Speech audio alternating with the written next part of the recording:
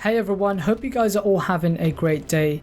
Week 5 of Tides of War Chapter 3 has started, and this week we get our hands on a new support weapon, the LS26, also known as the M26, a Finnish standard issue light machine gun designed by Aimo Lattia, a self-taught weapons designer who was also behind this Suomi KP31. The LMG was adopted during the Winter War and had its fair share of problems. It was heavy and hard to clean due to the 188 parts of the gun, and as a result was nicknamed the Assorted Mistakes. For that reason, Finnish troops preferred the Russian DP-28 and replaced most of theirs with the captured firearm. You can unlock the LS26 by completing the assignment tree on almost any mode other than Firestorm. The upper path while playing Conquest is what I found to be the easiest and fastest way of unlocking the reward. And as always, for those who missed this week, you can always purchase the weapon with company coin in a week's time. The LS26 has a 20 round magazine and fires at 600 rounds per minute. Neither can be upgraded in the specialization tree, so it's not very versatile. However, it does have a semi-automatic mode for those who dare. In single fire mode, the rate of fire drops down to 449 rounds per minute, and to be honest, I don't see myself using it in any given situation. Instead, use the bipod to reduce recoil and you'll keep the same rate of fire. It comes with 3 different sights, a NIDAR sight, an AA sight and a 3x scope, which is no different to any other LMG really, so there's no sight advantage to be had. If you're wondering what the stats are, the LS26 has an initial vertical recoil of 0.69, a horizontal recoil of 0.02 and a vertical recoil of 0.03.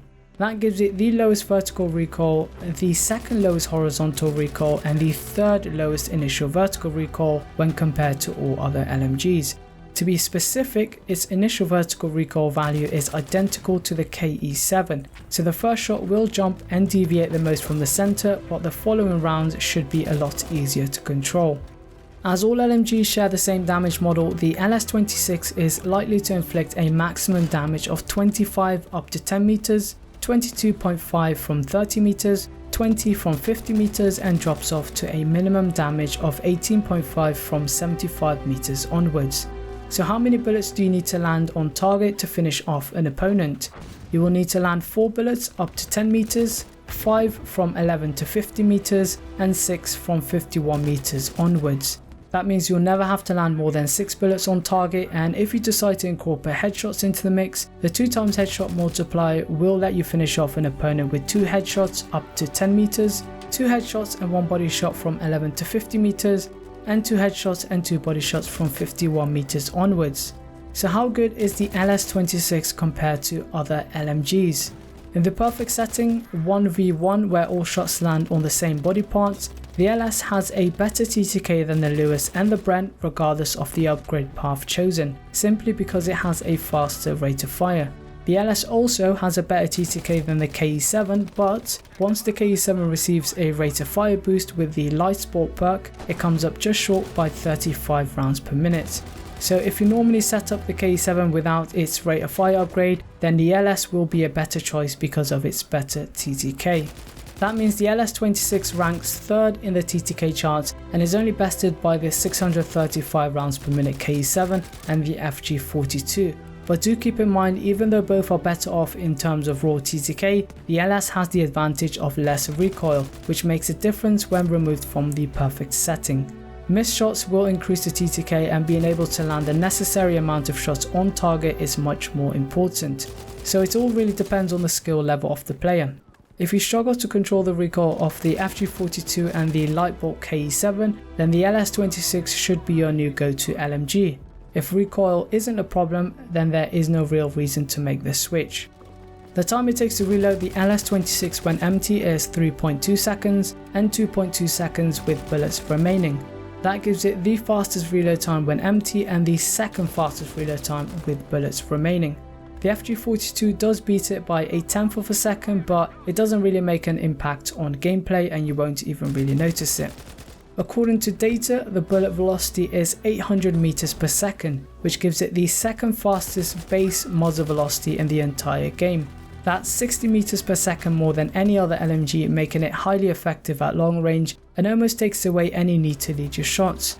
I found running targets and stationary targets really easy to land on, especially when bipoded. However, once you compare it to upgraded weapons with a faster bullet perk, it drops down to number 7. Then the Lewis beats it by about 40 meters per second. So let's look into these specializations. What are the best combinations and which optics do I use? I actually prefer to use the basic iron sights, they aren't so bad, and the 3x scope is my go-to on larger maps when I need a bit more range. For my first pick, I've decided to go for quick aim, as increasing your ADS speed is a must for an aggressive playstyle. When playing, I hardly ever use my sidearms, so slings and swivels is not something I would ever go for. For my second specialization, I've opted to go for ported barrel. As you know, horizontal recoil is a lot harder to control than vertical recoil, so it should always be prioritized if the specialization tree offers it. This further reduces the already low horizontal recoil and makes the LS26 even more controllable even from a distance. On the other side, the hipfire perks are completely tailor-made for close quarter engagements, so I don't see myself picking the left side unless we get some sort of close quarter map. My third pick, barrel bedding, is fixed to my second pick and it increases the accuracy when stationary. Great for when you're defending an objective, but not so great if you're constantly on the move. And for my final pick, I've gone for custom stock. This minimizes the amount of spread you get when firing while moving and allows you to be a bit more accurate. I tend to move a lot while firing to evade incoming gunfire, but for those who don't, the vertical recoil perk on the other side may be a bit more suitable. Overall, the LS26 is not the most versatile or the best LMG in the game, but its low recoil and high velocity does make it worth picking for some.